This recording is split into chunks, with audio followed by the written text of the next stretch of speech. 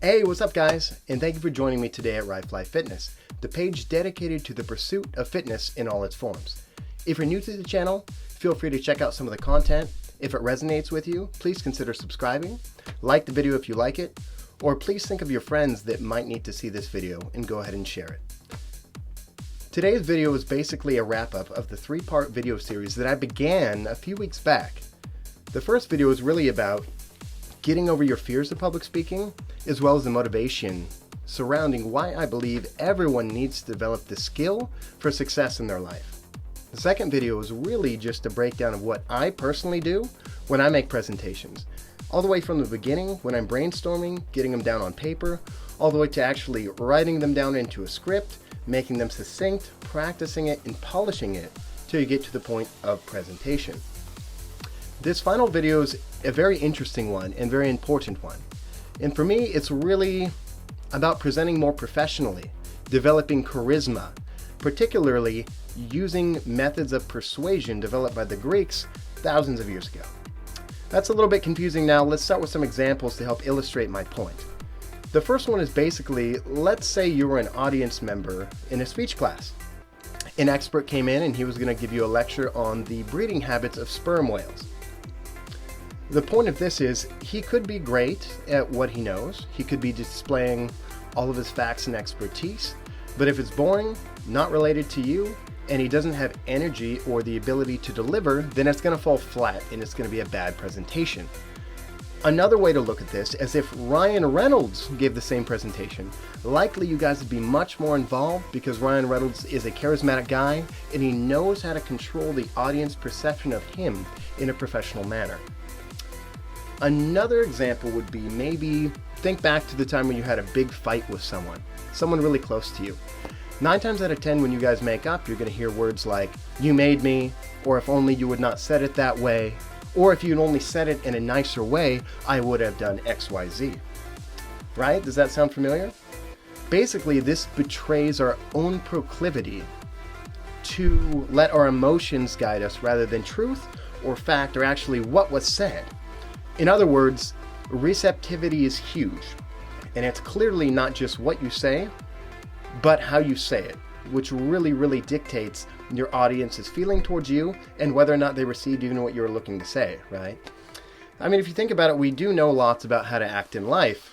You know, we know not to reply to someone in anger, we know not to hit the snooze button when we have an appointment later that day, and not to skip the gym. However, emotions often get the best of those in every situation, every day. And while it's not necessarily a bad thing, as a public speaker, your job is really to be as an effective a communicator as possible. And using these traits, these methods of persuasion, are really going to allow you to really take your presentation and just completely change it to a whole new level. And that's kind of the essential point of today's video, really how to take your video to that next exceptional level of presentation that you're really going to be proud of and happy that you did. As I was saying earlier, this concept is not new. It's been around for about 2,500 years and actually started being studied by the Greeks and Romans. I don't know if you guys know, but their society was really based on being a citizen that could speak publicly to debate laws, rules, society, education, knowledge, and everything like this. The public forum was the place where you discussed all of these, and if you couldn't speak or basically communicate your words, you weren't really considered much of a man. As you can see, there was a lot of pressure to become good at this. And they realized over time, as we discovered above, that truth isn't really the main arbiter or the main persuasive skill that you really need. People are very different, they have different biases, and it's just simply ineffective. And as they started to study what actually worked for effective communication, they wrote it down and made it kind of a study. Aristotle, a very famous philosopher, coined the term the 3 artistic proofs, and that is logos, ethos, and pathos. And these are the 3 variables that will really serve to persuade your audience into believing you, what you're saying, and to basically create maximum impact from your content. So today we just want to do a brief introduction to logos, ethos, pathos, and talk a little bit about what they are, what they can do for your presentation, and how to actually implement some of the skills. So let's go back to logos, right? It sounds like logic because it's very, very closely related to that. And that's basically using logic or reason to persuade the audience in believing what you're saying. This one makes sense, right? Easy to see. If I'm not saying something that makes sense, or it's believable, or it just sounds like garbage, you've already tuned out, you're not going to watch. So the idea simply is to make people believe that yourself, your content, and what you're saying is true. There's a number of ways to incorporate this into your speech, and it's fairly easy. You could tell a story. I could tell you a story the first time I got involved in a public speaking course. What happened, how I was told to present on a whim with no preparation, how I almost died, how I recovered from that and found it was really liberating and really a fun practice to do. And that's why I think public speaking is important. Furthermore, I could talk about statistics. I could tell you about the studying of Logos, Ethos, and Pathos, and how USA Today actually surveyed a bunch of public speaking teachers and found that probably 80% of the effectiveness of a speech is actually not due to the content of the speech, but due entirely to Logos, Ethos, and Pathos. Another way to enhance your logos would be to talk about your credentialism. For instance, I could tell you I am a master's student at Columbia University, basically studying the anthropology of communication and how it's changed in its role in society from the beginning in Greece until right now today and how we see it manifest. So obviously, related to most of you, I would be considered somewhat of an expert because of the work and time I spent being involved with these subjects. Another one to do is quoting experts. That's a great one to do, and all kinds of facts and figures to support your claims. You can obviously see how this is really good and lends credibility to your argument. But unfortunately, there's a problem associated with this, and this kind of lends itself to make me believe it's the weakest of the three in terms of actually persuading an audience. And that's because it's really easy to be tricked and misled by this. For instance, everything I just said above was completely made up. All the facts, figures, and stories were just made up. Maybe you've heard the story, or maybe you heard the saying, if you can't dazzle them with brilliance, baffle them with bullshit, right? And that's essentially what I did above. It's very easy to fake facts and figures because people can't prove them in real time, and they want to believe you. Why would you be lying to someone, right? But as you can see, they can be persuasive, but they're also easy to fake and therefore not very powerful in the role of credibility, I feel, at least in compared to the next two. The next one is about believability of someone, not about their content. So ethos, simply put, it aims to appeal or persuade the audience by the credibility and character of the speaker rather than of the words that you say. Basically, you want to find a way to convey charisma to the crowd, but charisma is kind of a flighty word that doesn't really have a shared definition. I think it's less esoteric and magical and actually skill-based and something you can develop. And so when I put presentations, I try to definitely convey that I'm a person of decent moral character that the audience can basically ally with or understand or basically see themselves in him, right? You want to be someone the audience can identify with so they listen to what you're saying more. Furthermore, you definitely have to show that you're knowledgeable about something, not just someone saying an opinion about something. It has to resonate with the mindset of the person watching you in order for you to come off as believable mostly. And finally, you have to make sure your intentions are at least clear to the audience. The last thing you want to do is have them suspect you have an ulterior motive, and then you come around the back end, hit them with it, and then it just basically throws you out as a credible character, right? Not desirable. So for me, the biggest thing is confidence, right? How you get to that point is knowing your material. How you know your material is spending adequate time writing it and preparing it. So go back to video 2 if that's an issue. That'll get you up to the standard we want to be here. Second one is honesty. Just be real with people.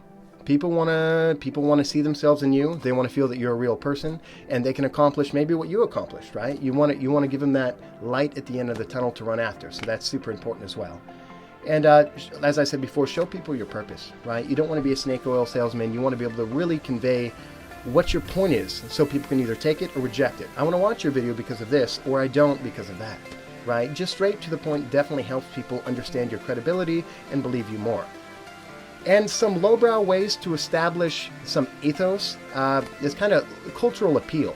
I could say things about the USA, or about hating or liking one of our leaders, or about shared goals as a country, or shared religious identity, right?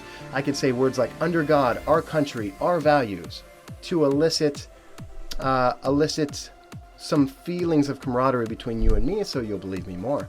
Or Affirming words are really big things in campaigns. For instance, saying things like trust, honor, solidarity, character.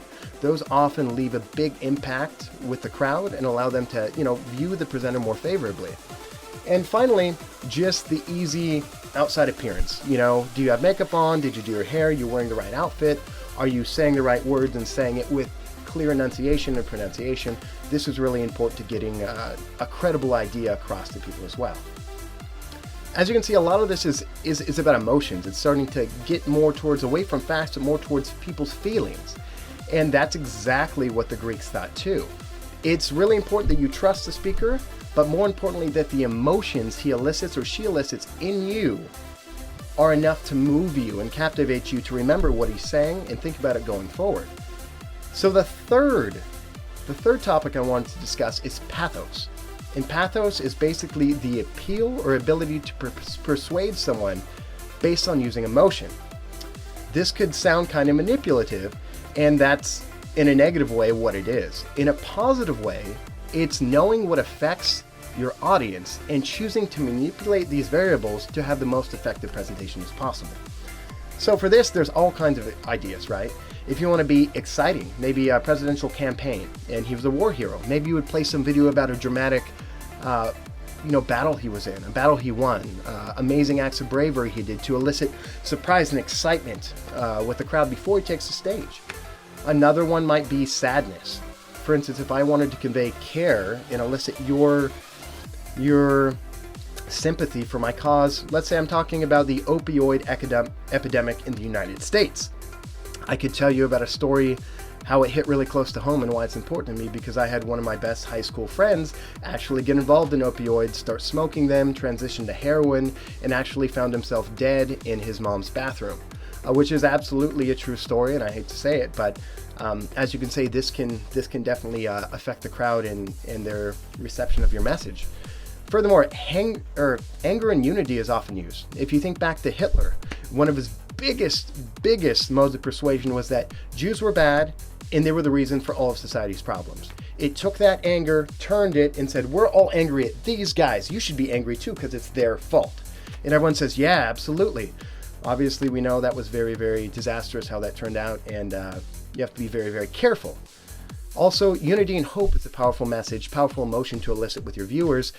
After World War II's Pearl Harbor, after that attack took place on U.S. soil in Hawaii, Franklin Roosevelt, our president, did an amazing speech that was very hopeful and unifying. And basically, it pushed us into joining and participating in World War II on June 6, 1944 with D-Day, right? And moving on, music can be very helpful. Music's in the background of these videos because it helps to keep people engaged and add some background feeling to the video as well. And finally, buzzwords. Buzzwords are really big for eliciting emotional response. Buzzwords like racist, bigot, sexist, inhumane, oppressive, fascist. We don't like these words. They're nasty. We don't want to be associated with them. But there's also positive buzzwords you can use to accentuate it in the other way. So simply put, it's obvious that emotion can stir people up and completely change their perception of hearing you and viewing you, and something that should be considered depending on the outcome you want to achieve in your speech. A great example of this is the late great Charlie Chaplin in his movie The Great Dictator. He was actually acting as Adolf Hitler, and he did, I think, a 5-minute speech in fake German. It was completely made up. And the way he still acted emotional and communicative and roared up the crowd is absolutely amazing. I mean, yes, it's fake, yes, it's a movie, but it goes to show you that even saying words that we can't understand, we can still get excited or sad or moved just by a way a guy presents. And that's the amazing thing. It's extremely powerful. So in conclusion, guys, as you can see, logos, ethos, and pathos, although not absolutely necessary to directly put in your speech, because you'll probably do it a little bit just by nature, it's a huge, powerful tool that you're just leaving on the table if you don't consider how to incorporate this in your presentation to make it more effective. So please do that. Check out the videos. I encourage you, write in the comments if you have any questions or concerns. I'd love to discuss how to do it in your presentation going forward. And finally, guys, I want to encourage you to pursue this hobby of public speaking. Pursue this skill. The ways I would do it, first and foremost, is go on YouTube. YouTube's an amazing website we've never seen before. It connects people from all over the world. As you guys know, everyone has something to teach you, including yourself. You can always teach someone something. So if it's a hobby, if it's your mindset, if it's your religion, if you want to help anyone, you can make videos about this, put it on YouTube, practice your public speaking, and help the world as a whole. At least that's what I believe. Second of all, you could join a club. A famous club is called Toastmasters. It's for people looking to improve their public speaking skills. Conversely, if you don't like Toastmasters, there's a number of other spin-offs that you can find wherever you are online. Very easy to find and definitely useful for finding awesome people like yourselves, networking, finding new friends, things like this. And finally, find something you want to emulate and copy. Maybe it's a YouTuber you really like, maybe it's an actor you like, maybe it's famous speeches of all kinds. But you can find these resources on YouTube. You should study them, you should watch them, and over time you'll find yourself copying them. And that's totally okay, because that's the greatest form of flattery, right? So you got to start somewhere, definitely find what you like and go from there. And in closing, guys, as always, thank you so much for your time. Spending time with me, watching what I'm producing, means a lot to me. If you liked the video, found it useful, please hit like. If you found all this content useful on the page, consider subscribing for more weekly videos with related self-help, improving fitness-related topics. And if you know someone that could be, benefited from these videos, please share it with them. That's why I do this, to share it, to help what I feel I understand pretty well and help others become better at that as well. And finally, guys, I'm going to leave you a quote about being original in all of your endeavors, whether it's talking to a girl, talking to your parents, talking to your boss. It's from my favorite author, C.S. Lewis, has done amazing things to bless me in my mind, in my spirit. So check it out, guys. Thank you so much for your time. We'll see you next week.